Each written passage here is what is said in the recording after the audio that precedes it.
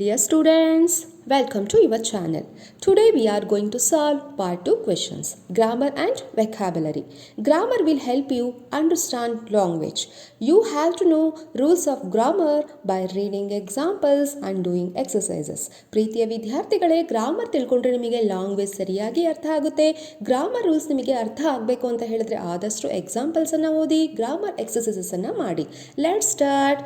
Question number 21. Fill in the blanks with suitable word from the given options. The girl danced very. Options ಅನ್ನು ನೋಡೋಣ. Beauty, beautifully, beautify, beautiful. Dear students, this question is related to parts of speech. There are 8 parts of speech in English. ಅಲ್ವಾ, 8 parts of speech ಇದೆ ಇಂಗ್ಲೀಷಲ್ಲಿ. Here, danced is verb. ಪ್ರೀತಿಯ ವಿದ್ಯಾರ್ಥಿಗಳೇ, ಇಲ್ಲಿ dance ಅನ್ನೋದೇನಾಗಿದೆ, ಇಲ್ಲಿ verb ಆಗಿದೆ ಅಲ್ವಾ. Describing verb is adverb. So ಯಾವ ಪದ ವರ್ಬನ್ನು ವರ್ಣನೆ ಮಾಡುತ್ತೋ ಅದು ಆಡ್ವರ್ಬ್ ಆಗುತ್ತೆ. A adverb frequently end in L Y. Adverb ಯಾವಾಗಲೂ ಸಹ ಎಲ್ ವೈಯಿಂದ ಎಂಡ್ ಆಗುತ್ತೆ. Example, automatically, slowly, correctly, fastly. Here ಈ ಒಂದು ಆಪ್ಷನ್ಸನ್ನು ಚೆಕ್ ಮಾಡಿದ್ರೆ, ಸೊ ಎಲ್ ವೈಯಿಂದ ಎಂಡ್ ಆಗುವಂತಹ ಆಪ್ಷನ್ ಯಾವುದು? Beautifully. Here the word beautifully describing the dance of the girl. So right answer is beautifully. Next question, 22. Fill in the blanks with modal verb from the given option. Today is the last date. You dash submit your assignments. Options: must, can, could, might. Here we have to select right modal verb. So statement ನೋಡಿ ಹೇಗಿದೆ. ಈ statement ಏನಪ್ಪ, ಇದೇನು ವಾರ್ನಿಂಗಾ information ಅಂತ ಅನಿಸುತ್ತಲ್ವಾ. ಇವತ್ತು last date, submit ಮಾಡಲೇಬೇಕು, ಬೇರೆ ದಾರಿನೇ ಇಲ್ಲ.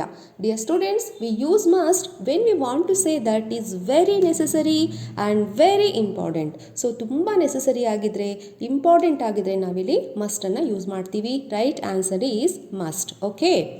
Question number 23. Which of the following words take prefix un? So, a prefix is a word part added to the beginning of the word. So, prefix ಅಂದ್ರೇನು? ಒಂದು ಪದದ ಮುಂದೆ ಸೇರಿಸೋದು. Example, open, reopen. Suffix added to the end of the word. Suffix ಅನ್ನೋದನ್ನ ಯಾವಾಗ ಸೇರಿಸ್ತೀವಿ? ಒಂದು ಪದದ ಹಿಂದೆ ಸೇರಿಸ್ತೀವಿ. For example, friendship, happiness, comfortable, ಈ ಥರ. ಸೊ ಹಾಗಾದರೆ ಕೊಟ್ಟಿರುವಂತಹ ಒಂದು ವರ್ಡಲ್ಲಿ ಅನ್ ಅನ್ನೋ ಪ್ರಿಫಿಕ್ಸ್ ಯಾವುದಕ್ಕೆ ಸೆಟ್ ಆಗುತ್ತೆ ನೋಡೋಣ. Balance, imbalance, like, dislike, comfort, ಅನ್ಕಂಫರ್ಟ್, develop, under develop.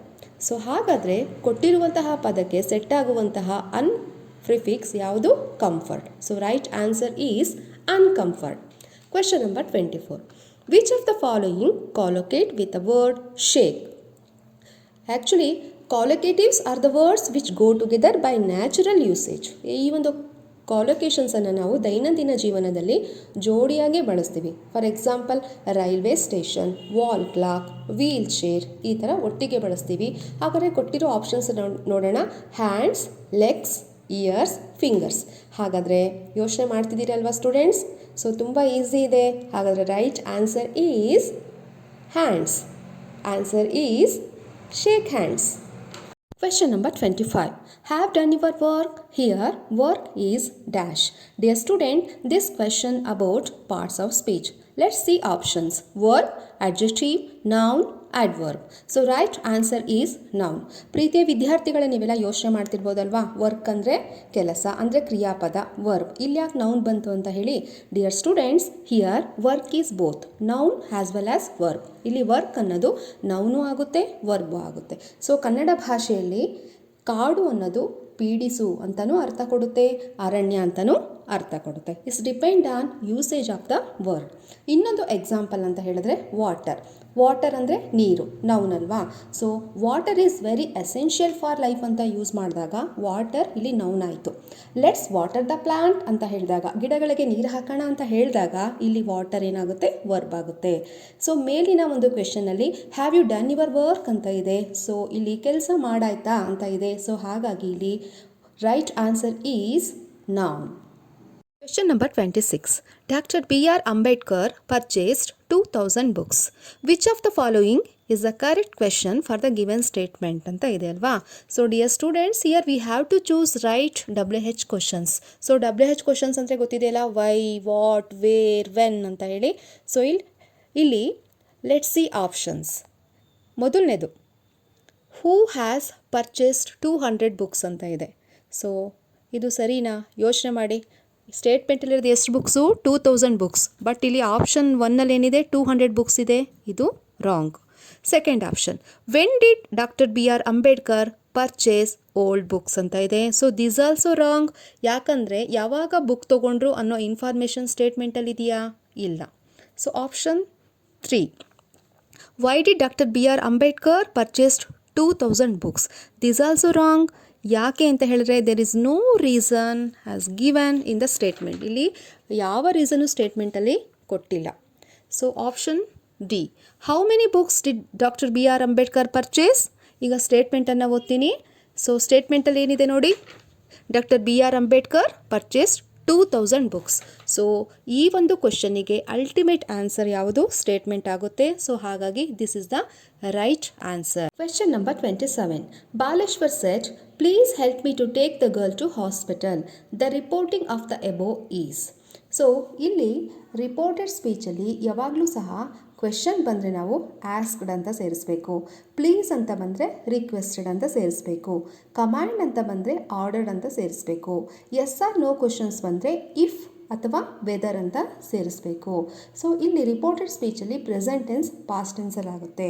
ಇಷ್ಟು ರೂಲ್ಸನ್ನು ನೀವು ನೆನಪಲ್ಲಿ ಇಟ್ಕೋಬೇಕು. ಸೊ ಮೇಲಿನ ಆಪ್ಷನ್ಸ್ ಎಲ್ಲ ಓದಿದಾಗ ರಿಕ್ವೆಸ್ಟೆಡ್ ಅಂತ ಇರೋ ಆಪ್ಷನ್ ಯಾವುದು? Option A, Baleshwar requested to help him to take the girl to hospital. So this is the right answer. So next question 28. Fill in the blank using suitable linkers.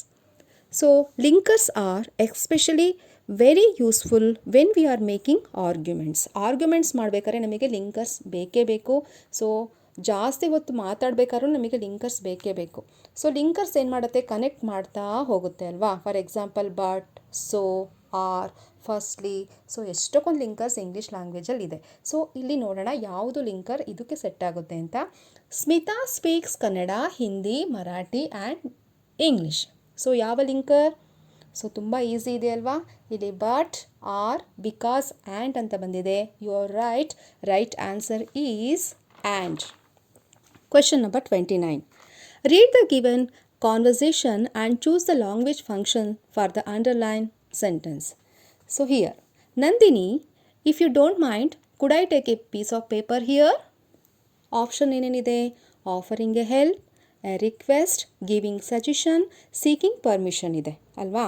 So right answer is seeking permission, because Nandini is asking permission to take a piece of paper. So Nandini permission ಕೇಳ್ತಾಳೆ. So right answer is seeking permission. Question number 30. She did not prepare food. The passive voice of the sentence is. Above active voice is in simple past and is in negative form. ಮೇಲಿನ active voice simple ಪಾಸ್ಟಲ್ಲಿದೆ ಮತ್ತು not ಇರೋದ್ರಿಂದ ಇದು negative ಫಾರ್ಮಲ್ಲಿದೆ. Let's know some rules. In passive voice we use V3, I mean past participle. So passive ವಾಯ್ಸಲ್ಲಿ ನಾವು ಯಾವಾಗಲೂ ಸಹ V3 ಅಂದರೆ ಪಾಸ್ಟ್ ಪಾರ್ಟಿಸಿಪಲ್ಲೇ ಯೂಸ್ ಮಾಡ್ತೀವಿ. ಸೊ ಮೇಲಿನ ಒಂದು ಸ್ಟೇಟ್ಮೆಂಟಲ್ಲಿ ಪ್ರಿಪೇರ್ ಅನ್ನೋದು V1. So present ಟೆನ್ಸಲ್ಲಿದೆ. ಪ್ರಿಪೇರ್ಡ್ ಆದರೆ V2 past tense. Prepared V3 past participle ಅಂತ ಕರಿತೀವಿ. ಅಂದರೆ ಜಸ್ಟ್ ಕಂಪ್ಲೀಟೆಡ್ ವರ್ಕ್ ಅಂತ ಹೇಳಿ. ಸೊ ವರ್ಬಲ್ಲಿ ಎರಡು ರೀತಿ ಇದೆ, regular verb, irregular verb. So in regular verb V2 and V3 ends with ED. So example work, worked, worked, change, changed, changed, clean, cleaned, cleaned. ಇಲ್ಲಿ V2 ಮತ್ತು V3 ED ಅಂತ end ಆದರೆ ಅದು ಪಾಸ್ಟ್ ಟೆನ್ಸಿಗೆ ಆಗುತ್ತೆ ಆ ಒಂದು verb. Irregular verb V2 and V3 takes different form. So irregular ವರ್ಬಲ್ಲಾದರೆ V2 ಮತ್ತು V3 ಡಿಫ್ರೆಂಟ್ ಫಾರ್ಮನ್ನು ತಗೊಳುತ್ತೆ. For example give, gave, given, take, took, taken. So next rule ಏನಪ್ಪ ಅಂದರೆ subject and object interchanged. Subject ಮತ್ತು ಆಬ್ಜೆಕ್ಟ್ ಅದಲು ಬದಲು ಆಗುತ್ತೆ. So pronouns change. ಆ್ಯಕ್ಟಿವ್ ವಾಯ್ಸಲ್ಲಿ ಐ ಇದ್ದರೆ ಪ್ಯಾಸಿವ್ ವಾಯ್ಸಲ್ಲಿ ಮೀ ಆಗುತ್ತೆ. ವಿ ಇದ್ದರೆ ಅಸ್ ಆಗುತ್ತೆ, ಶಿ ಇದ್ದರೆ ಹರ್ ಆಗುತ್ತೆ, ದೇ ಇದ್ದರೆ ದೆಮ್ ಆಗುತ್ತೆ. Next rule, in passive voice we use by. Next, if active voice is in simple present tense or simple past tense, it doesn't have auxiliary verb. ಒಂದು ವೇಳೆ active voice simple present ಟೆನ್ಸಲ್ಲಿದ್ದರೆ, simple past ಟೆನ್ಸಲ್ಲಿದ್ದರೆ ಅಲ್ಲಿ auxiliary verb ಇರಲ್ಲ. Auxiliary verb ಅಂದರೆ ನಿಮಗೆಲ್ಲ ಗೊತ್ತಿದೆಯಲ್ಲ, is, was, were. So in passive voice we should add auxiliary verb. So passive ವಾಯ್ಸಲ್ಲಿ ನಾವು ಆಕ್ಸಿಲರಿ ವರ್ಬನ್ನು ಸೇರಿಸಬೇಕಾಗುತ್ತೆ. Example, he opens the door ಅಂತ ಇದೆ. ಇದನ್ನು ಪ್ಯಾಸಿವ್ ವಾಯ್ಸಿಗೆ ಬರೆದಾಗ the door is open by him, ಇಲ್ಲಿ ಈಸ್ ಅಂತ ಸೇರಿಸಿದ್ದೀನಿ. ಸೊ ನಾವಿಲ್ಲಿ ಆಬ್ಜೆಕ್ಟನ್ನು ಅಬ್ಸರ್ವ್ ಮಾಡ್ತಾ ಇರಬೇಕು. ಆಬ್ಜೆಕ್ಟ್ ಸಿಂಗ್ಯುಲರ್ ಆಗಿದ್ದರೆ ಇಲ್ಲಿ ಈಸ್ ಬರುತ್ತೆ, ಆಬ್ಜೆಕ್ಟ್ ಪ್ಲೂರಲ್ ಇದ್ದರೆ ಅಂದರೆ ಇಲ್ಲಿ ಡೋರ್ ಇರೋ ಜಾಗದಲ್ಲಿ ಡೋರ್ಸ್ ಅಂತ ಇದ್ದಿದ್ರೆ ಇಲ್ಲಿ ಆರ್ ಬರುತ್ತೆ. ಸೊ ನೀವು ಟೆನ್ಸನ್ನು ನೋಡ್ಕೋಬೇಕಿಲ್ಲಿ. We use been for had, have, has. Active ವಾಯ್ಸಲ್ಲಿ ಹ್ಯಾಡ್, ಹ್ಯಾವ್, ಹ್ಯಾಸ್ ಅಂತ ಬಂದಿದ್ದರೆ ಪ್ಯಾಸಿವ್ ವಾಯ್ಸಲ್ಲಿ ಬೀನ್ ಅಂತ ಯೂಸ್ ಮಾಡ್ತೀವಿ. Had been prepared, have been prepared ಈ ಥರ. So we use been for I N G forms. ಅಂದರೆ ಆ್ಯಕ್ಟಿವ್ ವಾಯ್ಸಲ್ಲಿ ಏನಾದ್ರು ಐ ಎನ್ ಜಿ ಬಂದಿದ್ದರೆ, ಪ್ರಿಪೇರಿಂಗ್ ಅಂತ ಬಂದಿದ್ದರೆ, ಸೊ ಇಲ್ಲಿ ನಾವು ಬೀಯಿಂಗ್ ಪ್ರಿಪೇರ್ಡ್ ಬೈ ಅಂತ ಹೇಳಿ ಯೂಸ್ ಮಾಡ್ತೀವಿ. ಒಂದು ವೇಳೆ ಆ್ಯಕ್ಟಿವ್ ವಾಯ್ಸಲ್ಲಿ ಮಾಡಲ್ ವರ್ಬ್ಸ್ಗಳಿದ್ರೆ, ಮಾಡಲ್ ವರ್ಬ್ಸ್ ಅಂದರೆ ನಿಮಗೆಲ್ಲ ಗೊತ್ತಿರ್ಬೋದಲ್ಲ, will, shall, can, could, might, must ಅಂತ ಬಂದಿದ್ದರೆ ನಾವಿಲ್ಲಿ ಬೀನ ಸೇರಿಸ್ತೀವಿ. Will be prepared, shall be prepared, can be prepared ಅಂತ ಹೇಳಿ ಸೇರಿಸ್ತೀವಿ. ಬಟ್ ಇಲ್ಲಿ V3 ಕಂಪಲ್ಸರಿ ನಾವು V3ನೇ ಯೂಸ್ ಮಾಡಬೇಕು. ಸೊ ಮೇಲಿನ ಆಪ್ಷನ್ಸನ್ನು ಚೆಕ್ ಮಾಡೋಣ. ಮೊದಲನೇದು, food was prepared B Har. So this is wrong, ಯಾಕಂದರೆ ಇಲ್ಲಿ ನೆಗೆಟಿವ್ ಫಾರ್ಮ್ ಇಲ್ಲ, ಇಲ್ಲಿ ನಾಟ್ ಅಂತ ಇಲ್ಲ. ಮತ್ತು ಬಿ, ದಿಸ್ ಈಸ್ ರಾಂಗ್, ಯಾಕಂದರೆ ಅಲ್ಲಿ ಬೈ ಇರಬೇಕಾಗಿತ್ತು. Next option, food was not prepared by her. This is absolutely right answer, ಯಾಕಂದರೆ ಇದು ಪ್ಯಾಸಿವ್ ವಾಯ್ಸಿನ ಎಲ್ಲ ರೂಲ್ಸನ್ನು ಇದು ಫಾಲೋ ಮಾಡಿದೆ. ಸೊ ಸಬ್ಜೆಕ್ಟ್ ಆಬ್ಜೆಕ್ಟ್ ಇಂಟರ್ಚೇಂಜ್ ಆಗಿದೆ, ಬೈ ಇದೆ, ಪಾಸ್ಟ್ ಪಾರ್ಟಿಸಿಪಲ್ ಯೂಸ್ ಮಾಡಿದ್ದೀವಿ. ಸೊ ಹಾಗಾಗಿ ಮತ್ತು ನೆಗೆಟಿವ್ ಫಾರ್ಮಲ್ಲೂ ಇದೆ. This is right answer. So next option, food is not prepared by her. So this is wrong, ಯಾಕಂದರೆ ಆ್ಯಕ್ಟಿವ್ ವಾಯ್ಸ್ ಪಾಸ್ಟ್ ಟೆನ್ಸಲ್ಲಿದೆ, ಪ್ಯಾಸಿವ್ ವಾಯ್ಸ್ ಇಲ್ಲೇನಾಗಿದೆ, ಎಸ್ ಏನಾಗಿದೆ ನೋಡಿ, ಅಲ್ಲಿ ಈಸ್ ಬಂದಿದೆ ಅಲ್ವಾ. ಸೊ ಇದು ಪ್ರೆಸೆಂಟ್ ಟೆನ್ಸಲ್ಲಿದೆ. This is wrong. So next option, food was not being prepared by her. So already ನಾನು ಹೇಳಿದ್ದೀನಿ, ಬೀಯಿಂಗ್ ಅಂತ ಯಾವಾಗ ಬರುತ್ತೆ, ಆ್ಯಕ್ಟಿವ್ ವಾಯ್ಸಲ್ಲಿ ಏನಾರ ಐ ಎನ್ ಜಿ ಕಂಟಿನ್ಯೂಸ್ ಟೆನ್ಸಲ್ಲಿದ್ದಾಗ ಮಾತ್ರ ಬೀಯಿಂಗ್ ಬರುತ್ತೆ. ಒಂದು ವೇಳೆ ಅಲ್ಲಿ ಪ್ರಿಪೇರಿಂಗ್ ಅಂತ ಇದ್ದರೆ ಇಲ್ಲಿ ಬೀಯಿಂಗ್ ಪ್ರಿಪೇರ್ಡ್ ಬರೋದು. So this is also wrong. Right answer ಹಾಗಾದರೆ ಯಾವುದು, food was not prepared by her. So dear students, passive ವಾಯ್ಸನ್ನು ನೀವು ಅಕ್ಯುರೇಟಾಗಿ ಮಾಡಬೇಕು ಅಂತ ಹೇಳಿದ್ರೆ ನಮಗೆ ಟೆನ್ಸ್ ನಾಲೆಡ್ಜ್ ಇರಲೇಬೇಕು. ಸೊ ಅರ್ಥ ಆಗಿದೆ ಅಂತ ಅಂದ್ಕೊಳ್ತೀನಲ್ವಾ? Dear students, we have solved 10 multiple choice questions. Let's complete in part 3. ಪ್ರಿಯ ವಿದ್ಯಾರ್ಥಿಗಳೇ, ಪಾರ್ಟ್ 3ಯಲ್ಲಿ ಈ ಒಂದು ಕ್ವೆಶ್ಚನ್ ಪೇಪರನ್ನು ಕಂಪ್ಲೀಟ್ ಮಾಡೋಣ. ಆದಷ್ಟು ಈ ವಿಡಿಯೋವನ್ನು ನಿಮ್ಮ ಫ್ರೆಂಡ್ಸ್ಗಳಿಗೆ ಶೇರ್ ಮಾಡಿ, ಸಬ್ಸ್ಕ್ರೈಬ್ ಮಾಡಿಸಿ. If you have doubt, please add your comment. To improve your exam performance, please like, share and subscribe to my channel. Thank you for watching. Thank you.